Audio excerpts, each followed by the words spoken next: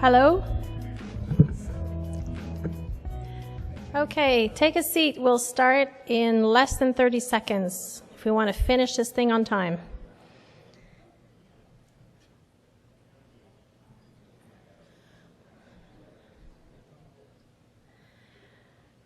Come through the door, don't be shy.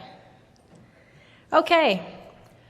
Hi, I'm Sylvie LaPerriere. I'm the chair of the board, and thank you for coming here in Dallas, and welcome to Dallas and to NANOG 56. So we have an hour with you today. We have 45 minutes of presentation time, including the candidates that are standing for the board. They will come and address you for 2 minutes. And we want to keep 15 minutes at the end for, I guess I could cue this in, right?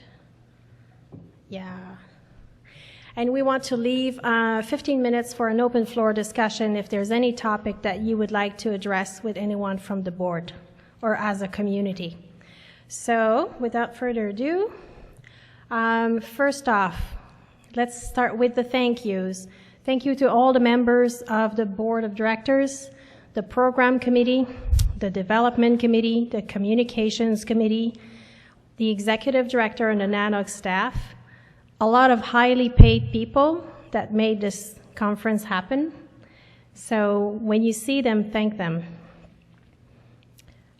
We also want to thank our premium sponsors. These are the sponsors that, am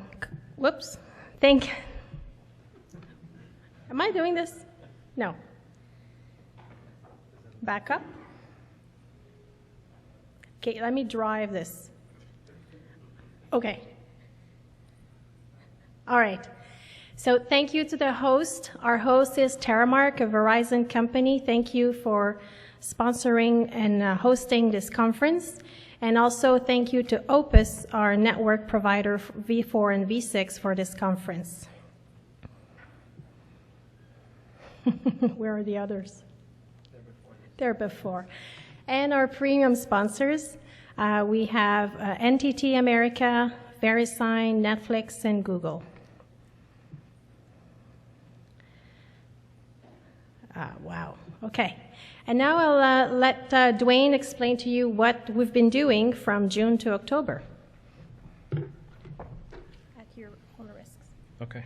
Is it the, okay.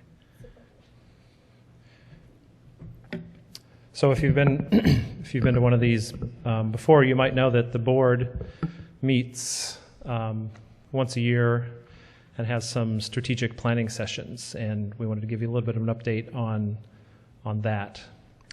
This slide shows our 3-year strategic goals. So we want to make sure that NANOG is perceived as credible and a long-term activity that people are interested in attending. We want to maintain its relevance and neutrality in the long term.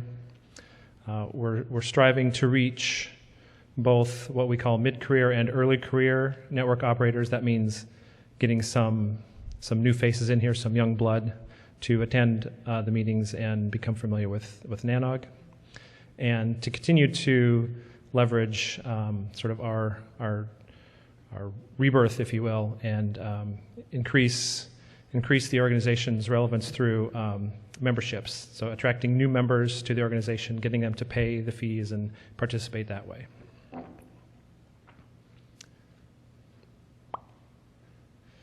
This slide sort of highlights some of our goals that we've set for ourselves over the last few years and looking forward to the future. So on the far left, those were some of our short-term goals for the previous groups of meetings, so NANOG 52 to 54. We talked about, financial stability, sustainability, and so on. The mid section there is sort of where we're at today. Again, we're still focused on maintaining financial health, continuing to increase memberships. The third bullet there, where it says program reformat, that refers to altering our schedule a little bit. Instead of starting on Sunday, beginning with the next meeting, right, we're going to start everything on Monday. So the tutorials will be Monday. We call this the Monday through Wednesday program. Here we are at NANOG 56, where elections are a big deal. We'll have a lot to say about elections over the course of the meeting. Everyone who's a member needs to vote. And we continue our outreach to our community through mailing lists. If you are here in the room, you're assumed to be very interested in what goes on in NANOG, and we encourage you to subscribe to NANOG Futures, right? The last section there sort of talks about the next section of meetings, and one of the goals that we had set for ourselves by the end of next year was to have $250,000 in our sort of savings account, and we're happy to say that we've met that already. That goal has been met. We're still working on engaging memberships and early to mid-career network operators. We're sort of really getting started on the education program. We also are just getting started on redesigning the website. We've engaged a contractor to begin that task. And again, continuing to outreach to our members. Since our last meeting, this slide highlights some of the things that we've been doing. We've renewed our contract with our executive director, Betty, who I just saw walk in. Hi, Betty. We've renewed all of our contracts with our other providers, Veriland for the local network and webcast support, Swank for the audiovisual, and AMS for the NANOG Secretariat functions. Also, we'd like to tell you that in terms of our relationship with AMS, we're actually increasing staffing. We find that we have a fair bit more work than they, I don't want to say not that they're able to do, but in the original contract, we sort of didn't plan for enough staff time. So we've increased that to another, I think we went from 1.5 to 2 FTEs, right? And we've appointed a new technical manager who many of you may know, Tim. I saw Tim somewhere, Tim Posar. There's Tim, all right. We have a number of items what we call service transitions. So we've have some servers established, sort of our own servers in a colo facility, and we're moving those services over to our servers, our website. That will move as the new website is developed. We've already moved over our DNS infrastructure. The mailing list has migrated, so if you may have seen that announcement go out on the mailing list. That happened, I don't know, about a month ago. The PC tool, which is the tool that the program committee uses to accept and manage the talks, that has been migrated over to the new servers. And as I said before, the website is being redesigned. That's scheduled to be finished by the end of this year. Here's a list of upcoming meetings. Our next meeting will be in Orlando. Our host is Cyrus One. After that, New Orleans, then Phoenix, then Atlanta. For NANOGs 58 through 60, we need hosts and connectivity sponsors. So please, if that's something that your company is willing to consider, please talk to Betty, or if you know of someone who may be good for those roles, please talk to Betty again or one of us. And in the past, we generally had it was the case that hosts were sort of local to the cities, but that's no longer really a requirement. You can be a host from anywhere and host one of these NANOG meetings. It's really not a problem for us. The planning is much more streamlined now, so it's very easy. And as the slide shows, 61 to 62, we're working on those, but we're not ready to announce those yet. That's the end of my section. Mike? Do we move the slides forward? It's the big play button. So how many people here by show of hands are already members? And just for comparison, how many aren't yet? Okay. What is wrong with you? The reason I ask is because the first part of this slide where I talk about the quarterly information, that's available for members through Arrow, which is our web portal for all the information that we gather as a board. So if you want to view these, and I mean, who wouldn't want to look at a NANOG audit report? It's amazing. Tax returns, P&L, budget, all are there. So I'd strongly recommend being a member so that you can enjoy those documents along with us. One thing we did want to say as a board, we were very concerned with being transparent and also fiscally responsible. And so what we decided to do in our first year is actually have an independent auditor come in and take a look at our books and make sure that we were doing things correctly. And it turns out we were, which is we were quite happy to see. And as Dwayne already mentioned, we had set for 2013 that we were actually going to have $250,000 in reserve, and we've already met that number. And so what we're looking for now, go forward, from a cash flow management perspective, is to have enough in reserve to cover 2 meetings. And then we're also looking at any of the liabilities that we have outstanding. And as you saw from the meeting list, we have to make decisions and sign contracts about hotels well in advance of the meetings. And so we'd like to have a buffer so that if we have any issues with those contracts, we're able to cover them without any problems.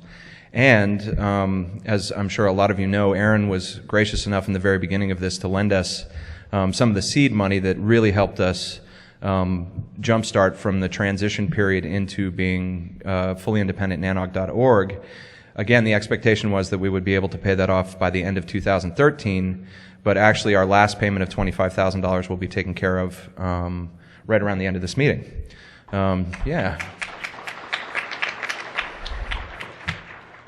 So what that means is really we have no debt going forward. We have excellent cash flow. Our balance sheet looks good, and that's it's been great being the treasurer and being able to give you nothing but good news so far, and I hope we get to continue that in the future. Thanks.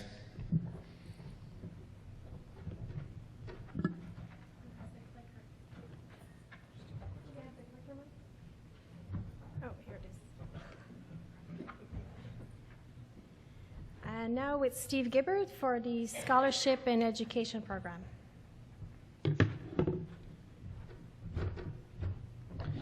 Hi, so is the next button, I guess. Okay, so yeah, covering 2 things here.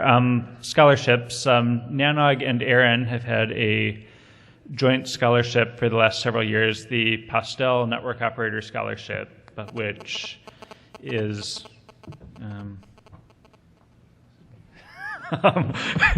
get the phone away from the microphone here. So the Pastel Scholarship is a scholarship in memory of John Pastel that brings a network operator from a developing country over to the joint NANOG-AREN meeting each fall. And it's funded by anonymous donors through ISOC. The 2012 award went to Lionel Kappas from the National Airports Corporation of Papua New Guinea. And stand up, Lionel. Yeah, is Lionel in here? Right. Yes. Okay, hello, Lionel. Everyone in the room must bug him at least once before the end of the conference. Yes. Okay, and so yes, welcome, Lionel, and hopefully we can learn something about Papua New Guinea from you and about networking issues that you're dealing with there, and hopefully this will also be a useful meeting for you. So going forward, this was the last year in which the Pastel Scholarship, in which the original funding for the Pastel Scholarship will continue to cover it. So we have a question at this point of how to fund it going forward and whether we should continue funding that through ISOC, helping them solicit more donors, or whether this is something that we should take in-house at NANOG and fund ourselves or solicit donors to NANOG for that. So we will be exploring that probably at the next community meeting in Orlando. And then the other thing is, at the last community meeting, I presented a very rough proposal to do an educational program where NANOG would present classes to, early to mid-career network operators or perhaps college students or someone like that, and basically expand NANOG's training role. So since then we've formed a committee to explore what that program ought to look like more. And we've got several people on the committee. I think I had a slide originally listing the committee members, and that got taken out for the sake of saving time. So I'm not going to try to go through here and remember the list because I'm going to forget a bunch of people, but I know several of the committee members are in the room now. So basically we went into this with, very broad goals, bring people into NANOG and, some models of the programs that they already have at Apricot, AFNOG, SANOG, MENOG, and other organizations like that. And we've been discussing how to make this more appropriate for the NANOG community. So what we've come up with so far, this is still in very early stages, and we're targeting having a more concrete proposal for the next NANOG meeting. But for the moment, we've defined our target market down to early career network operators, which is NANOG's natural community. And, this is both a way to, help our own community by, training people, and also a way to bring new people into NANOG, because these are, the people who are obvious NANOG members, if we can give them a reason to come here. We are not going forward with the program for college students at this point, just because it seems better to take on one thing at a time. So that may be something we'll come back to later, depending on how the first phase of this goes. We've done a lot of talking about format and, whether we wanted to do this as a week-long thing like they do in a lot of other parts of the world, or, whether to keep this at a couple hours like the current NANOG tutorials, and had a bunch of discussions about how much time people could get away from work, how much time was necessary to really, impart useful knowledge, and how much was too much because people would start zoning out. And 2 days seemed like a decent compromise, at least for the first couple of times, to try it out and see how that goes. We had discussions about focus areas, and we've come up with basically trying to limit it to operator-specific network issues, and which would be more things along the lines of how you operate a service provider network, and less of here's how you configure a router, because there are plenty of places where people can already go to be taught how to configure routers. And we came up with the idea of starting with two-day, what we're calling foundation classes, covering some of the basics of network operations. So the two classes, at least class titles that we've outlined so far, are Battle of the Abilities, Reliability, Maintainability, and Scalability. And then the other one would be a Network Troubleshooting class. And so what's next? We have a committee member who is working on class outlines for, what exactly these classes should cover. We've got some people working on financial models for how to pay for these, how much should be tuition, how much should be grant money, how much we're going to have to pay the instructors, and that sort of thing. And we're, as I said, hoping to have a firmer proposal ready to present in Orlando. And, this is obviously something we haven't done before, and, we're still happy to have more input. So if you would like to, if you have any suggestions, either come talk to me later or, when we have the open mic time here.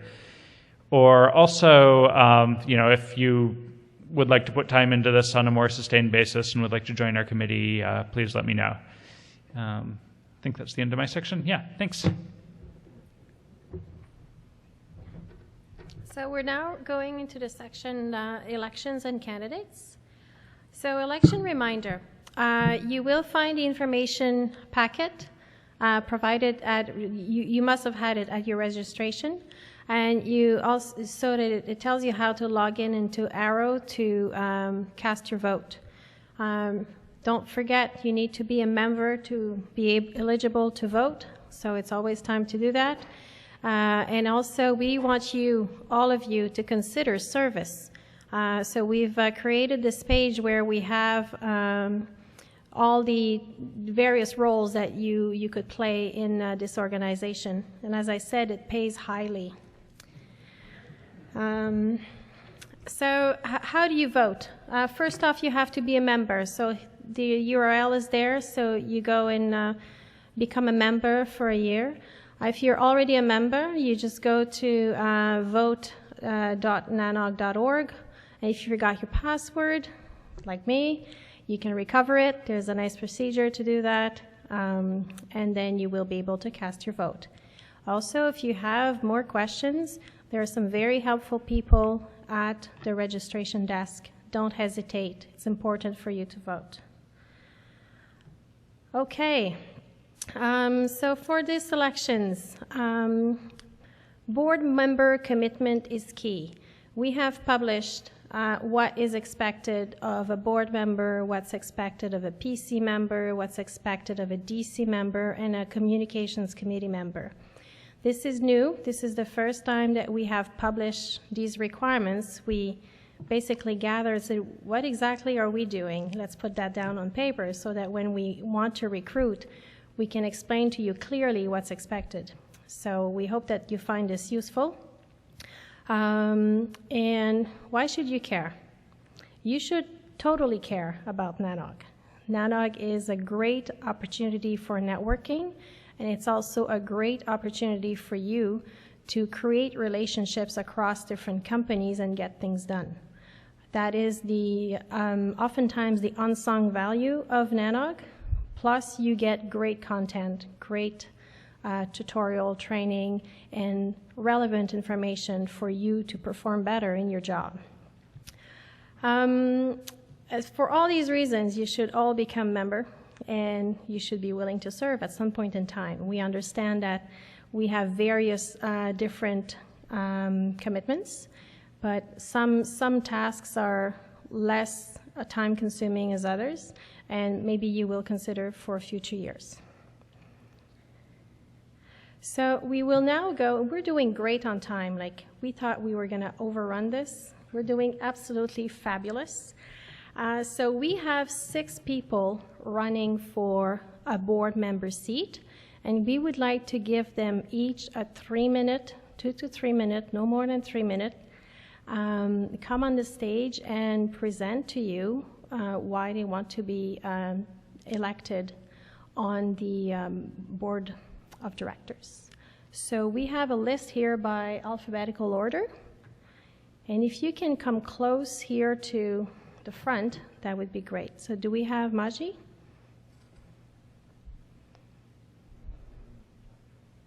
Okay.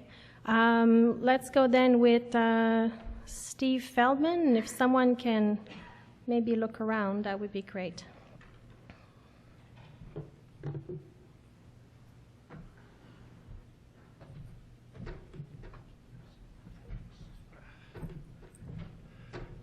Hi, I get to go first. I don't think I have 3 minutes of stuff to say, so I'll be pretty brief. I've been on the board before. Some of you might remember that. It was a pretty fun time. We started from pretty much nothing and created what you see today.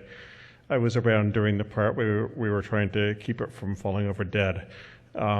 These people that you see next to me are the ones who actually not only kept it running, but have made it grow to the point where I can't believe how wonderful the cash reserve is right now. I'd like to be part of that again. I think having been around the block with these people before will help me with doing that. The other thing I wanted to mention is that a year from now, with term limits, there won't be anybody left from the original group on the board. So if I'm elected, then some voice of history will be left, so I think that could be useful. Any remaining time I'd like to urge you all to please vote yes for all 3 of the amendments. Those will help going forward with getting our bylaws in the state where they need to be. And that's all I have. Thanks.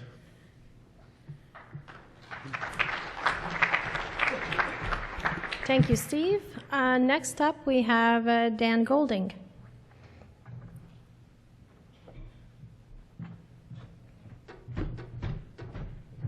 How's everybody doing? Oh, very exciting tonight. Woohoo! So I'll keep this short as well. I've been involved in NANOG for many, many years now. I've had the pleasure of being a PC member. I was one of the original charter editors, and I had the privilege during NANOG's transition to being an independent organization to be a financial advisor to the board. Needless to say, no one at the time thought we'd be in as good of a position as we are now. The whole idea was to keep us... Yeah, right. I plan for, horrendous debt, multi-year deficits, and, putting the hat out perpetually to beg for money. Luckily, none of those things ever happened.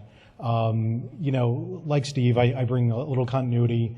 I was appointed to the board 3 months ago to finish up the term of a board member who could not complete their term. I'd love the opportunity for a full term to try to do a couple things to try to make the event better. I've got a lot of event planning experience to try to make the experience a little better for the sponsors.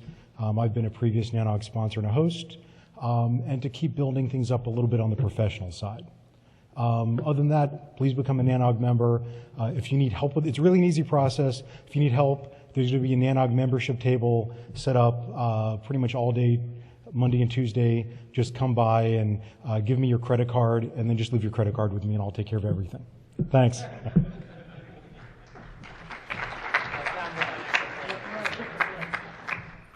Next up, Misako Manka, please.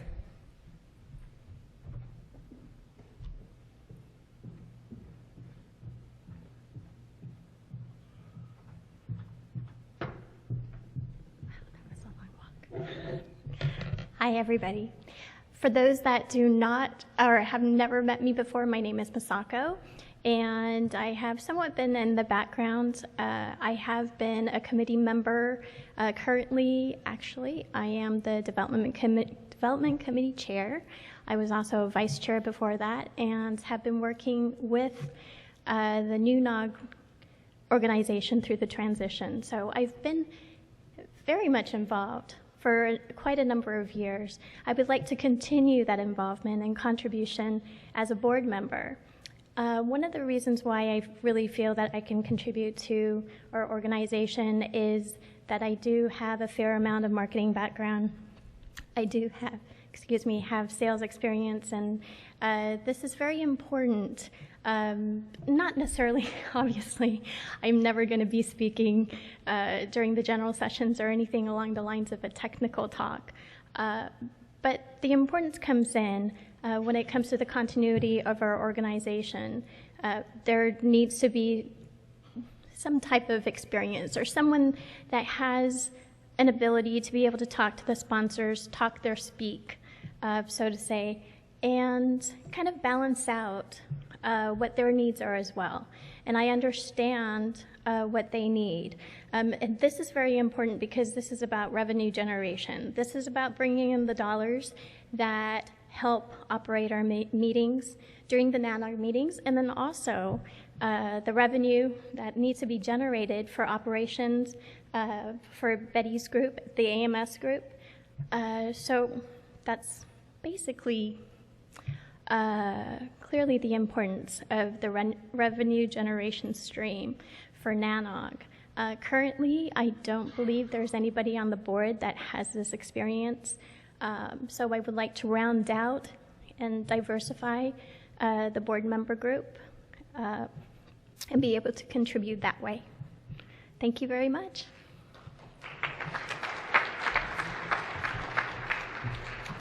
And next up is David Siegel.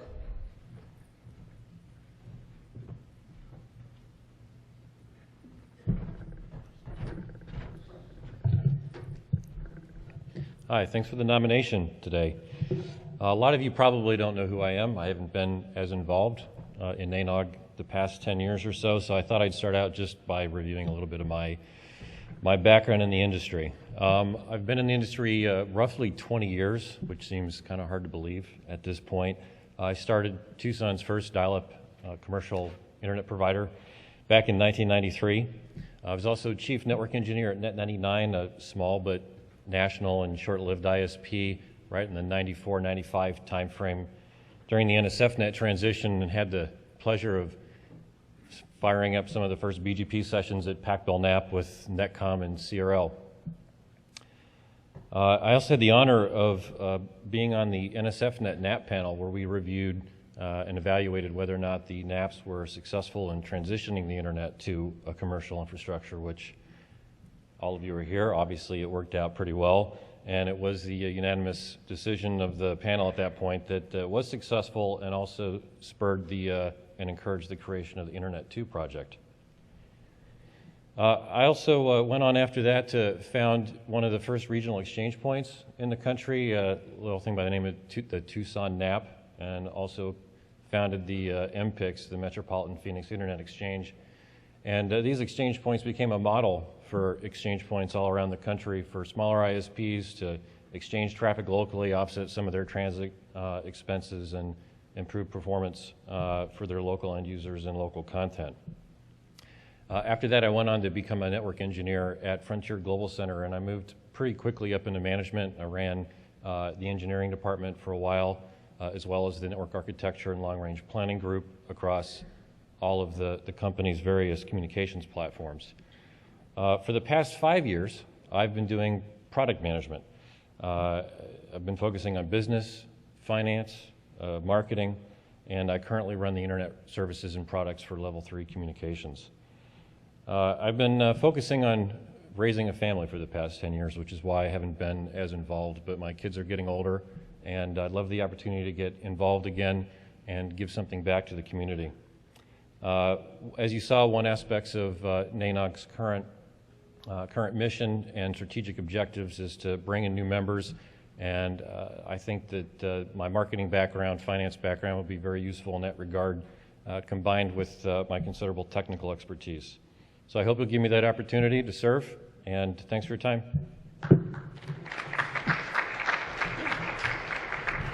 Thank you. Is Maji there? Oh, Mike Smith, sorry. Jeez. No? Okay. So it looks like we have about 30 minutes left, so I'm just going to run us out by speaking really slowly. I know you'll cut me off. So for about the last 3 years, I think the easiest way to say it is I've been making sausage for NANOG. So I started about 3 years ago as the communications committee chair when Steve Feldman called me and said, "Do you want to be part of the cabal?" And I went, okay. And then so started building servers, making things happen kind of at the low levels to make sure that, you know, all that was successful. And then moved into kind of building the business to make sure that that would be successful. And so with the help of some very key individuals, Joe Provo included, we spent a lot of hours building the pro forma that showed that we could actually do this and make it sustainable. From then I moved into more kind of the financial side, budgeting, making sure that we could make it continuously successful, not just from the get-go. And I think this is the sausage, right? We've done it. So if reelected for another 2 years, say again? It's yummy sausage. It's delicious. So my plan for the next 3 years would be to, or the 2 years, sorry, would be to continue working on financial sustainability, make sure that the meetings continue to be successful, and also to work on the 3-year vision that we've spent quite a bit of time putting together. Thanks very much.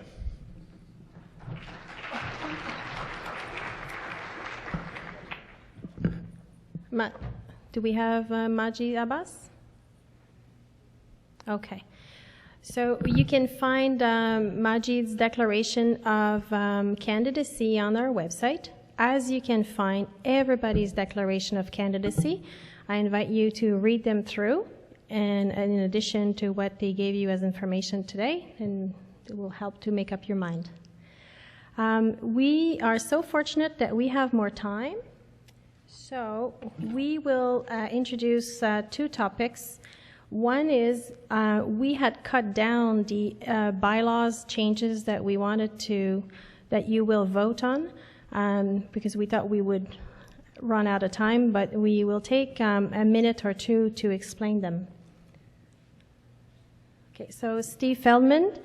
So Steve was nice enough to do this in a spare time, and this is what's posted on the website, so I invite you to look at it. But Steve will give you the context. Hi again. You made me actually look these up to remember what they were, even though I wrote them. So there's 3 amendments proposed. The first one is to allow interim elections. Right now the bylaws say that we can only have elections in October. We came to realize as we were going through this process that that's not enough. It means that whatever we don't do this time, we can't get to for a whole other year. And with the bylaws revisions that we wanted to do, we figured an incremental approach is going to be better, where we can tweak things as we go along to get toward where we want instead of just making one huge wholesale change.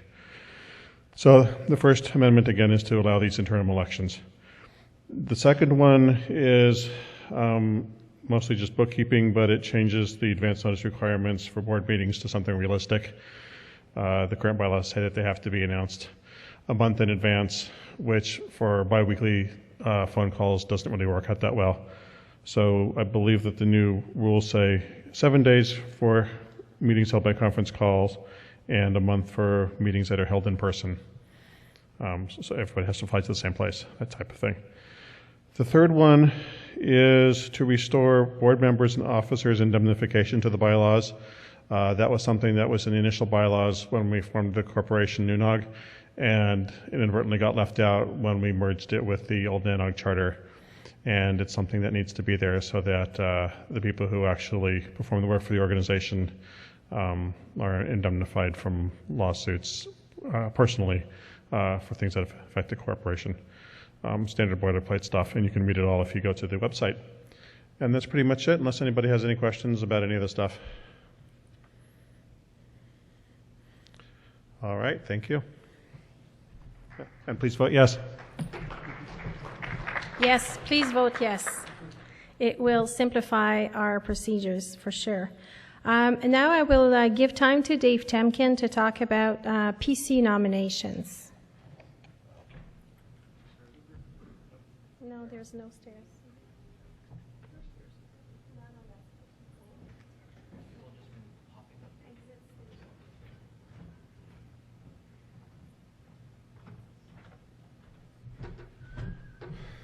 Hi.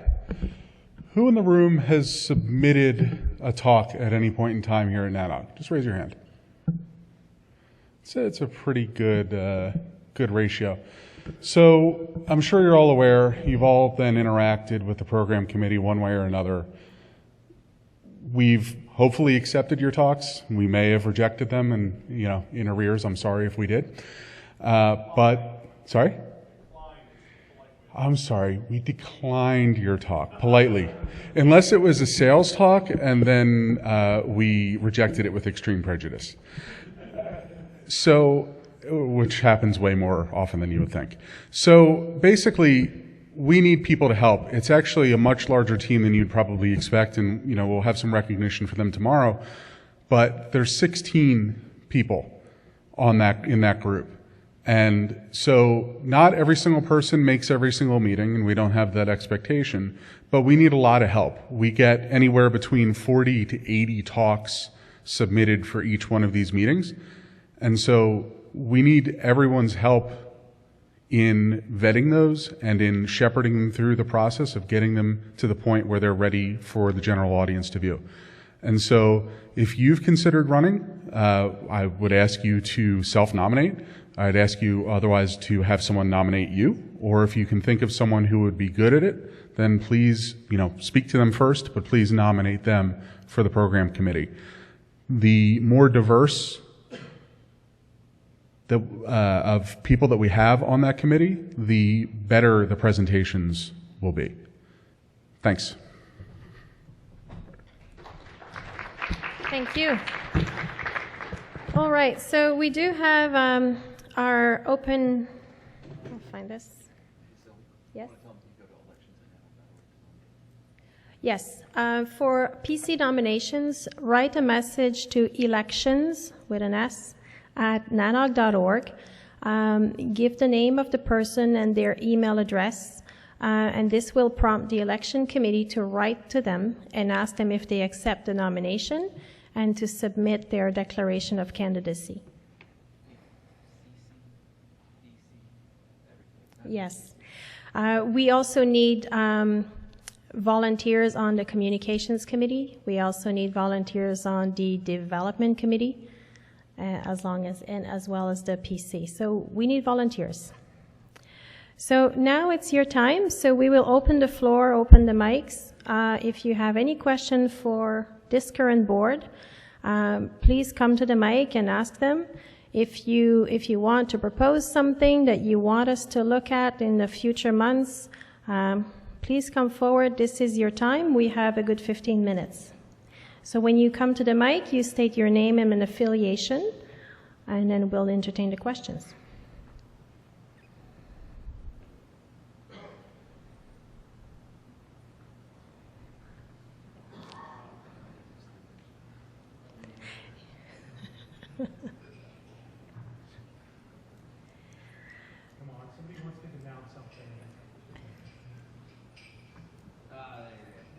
I'll kick us off. Who are you? My name is Dave Siegel. I'm with Level 3. Thank you, Patrick. So what are some of the specific actions that NANOG has taken towards achieving strategic goals? I'm specifically interested in the goals around attracting new members and bringing new people into the organization. Betty, do you want to take that one?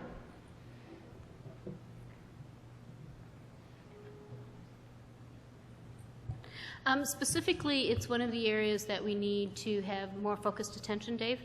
I'm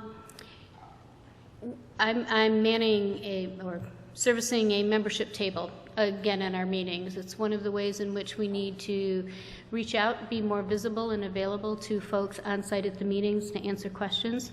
I think a big piece of what we're doing to recruit new members is to confirm for folks why they want to be a member. I have some folks who have talked to me just today. I'm a member, but I'm not really sure why. I mean, you need the money, right, Betty? You need the money. Clearly, NANOG could use an influx of cash of all kinds. But the reality is, if you become a member, you become a stock owner, a stockholder, an owner of NANOG. That's really what's important, because through the membership, you get the opportunity to elect the board officers that will run NANOG for the coming year. So that's really the importance, and it's getting, my goal in keeping our strategic alignment is to get that mission out. It's easy to say that the executive director can send that message and send more messages and deal with communication and transparency issues, but I call upon the membership itself to find someone who might volunteer to help represent to the community the value of membership. So we are doing things. You know, we're ahead of where we were last year in terms of membership. We're doing more to try to get messages out, alerting members to expiration dates of their membership, and encouraging new members on site to sign up. So we're growing members, but we're also losing some members just because we're not dealing technically as well as we might, things that we have to fix. But the other piece that we really have to address in our strategic plan and in the coming year is this messaging. Who needs to help with messaging about membership to the community as a whole? Long-winded answer. Hope I answered. And just one other note, for folks who aren't aware, as of today we have 333 members, which when we all started planning this out a couple years ago, yeah, we predicted like 100, you know, or maybe 250. So, you know, we're doing pretty good. Follow-up question. So it sounds like you're really targeting the NANOG community as the base for getting new members. How about specific actions towards increasing the size of the community as a whole?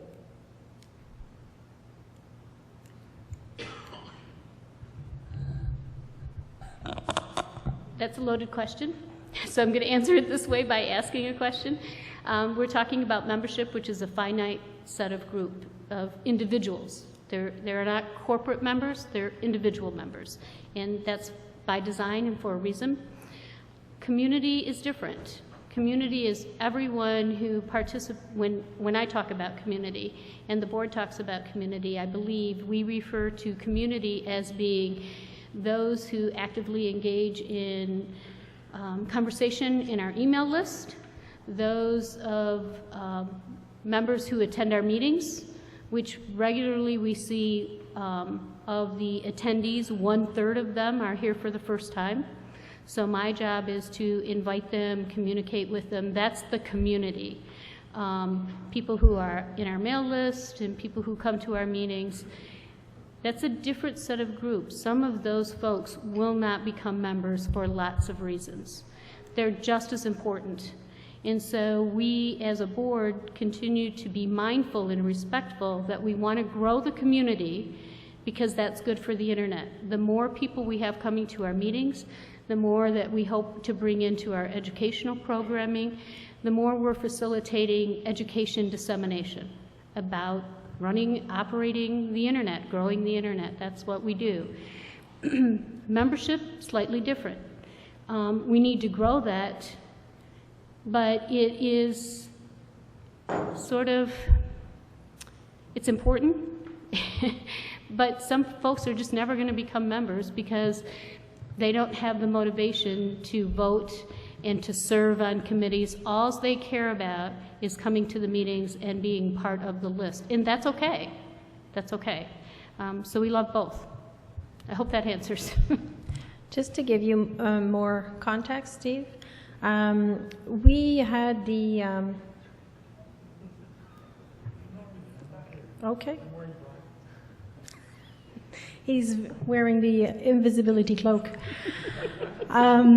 So the reason we introduced the concept of a member is that previously for NANOG to elect or to vote, the rule was you had to have attended 2 meetings out of 3 in the past year, and then you became eligible to vote.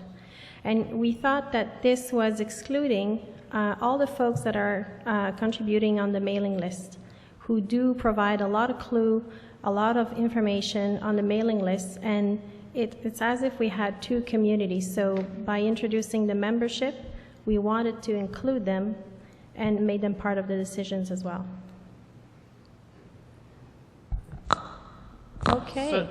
So I'm wondering if I can tack an answer onto that. So I think I was hearing Dave's question a little differently, and it sounded like that was not how do we get people from the community into membership, but more how do we make the community something more people will want to join? Is that where you were going with that?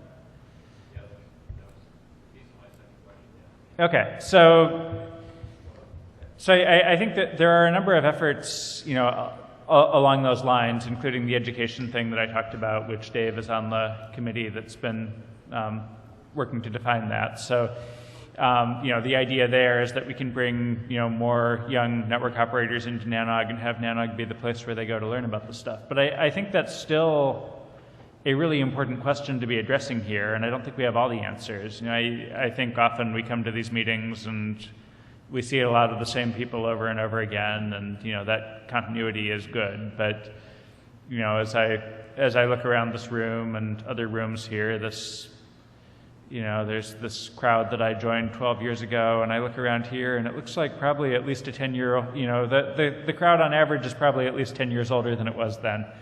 So there is this question here of if somebody is a new network operator getting into the business, what do we do to make NANOG a compelling thing for them to, I want to be a network engineer, I have to be part of NANOG.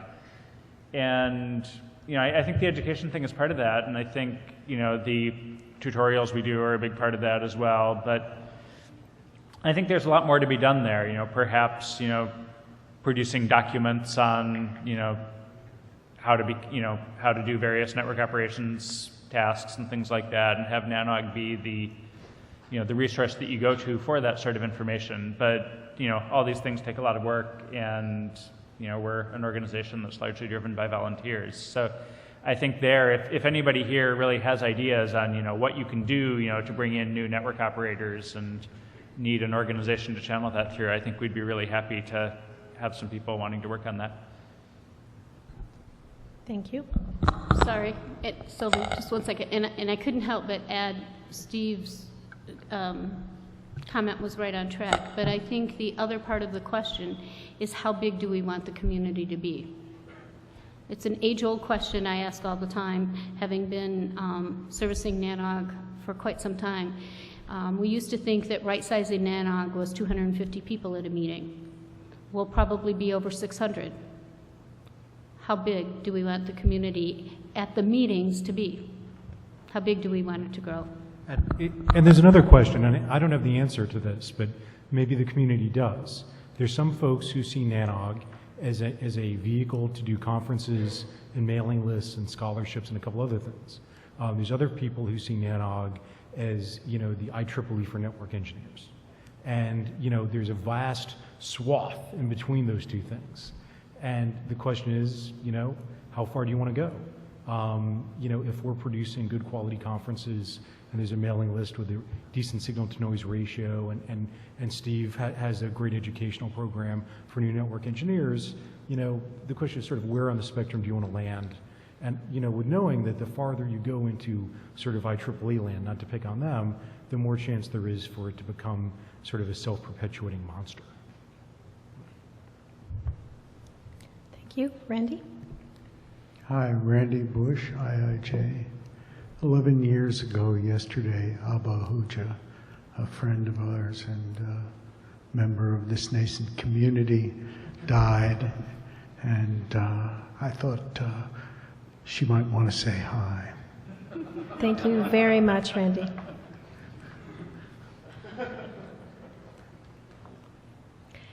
Do we have more questions?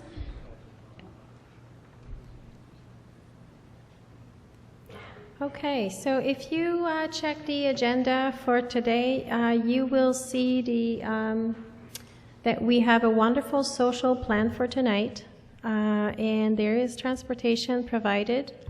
I think all the details should be in the agenda, so we will then close this meeting, and it gives you the extra time to make your way to the buses. Thank you.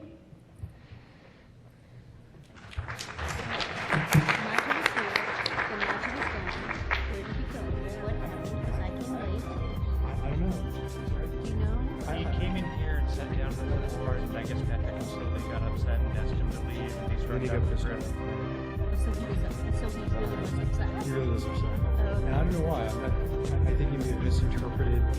I came up here because... Thanks for that. I sent the same message to everyone. So someone gestured to me to come up here because I was not here, and maybe he thought they were gesturing to him, and I don't know. Because I didn't see you, and I said, generally we have full board. No, he got his panties in a bunch because Patrick told me to be on stage. I'm sorry, but he should not have been on stage. We should have asked why. So Hey. Oh yeah, well, I have. I said, why are you on stage? He says, why wouldn't I be on stage? Because you're not on the NANOG board. And he says, I thought everybody was supposed to be on stage. And like, I didn't want to sit up here and have an argument about the fact that none of the other candidates were on stage except the zero board members. Like, Dave wasn't here, Masako wasn't here, Steve,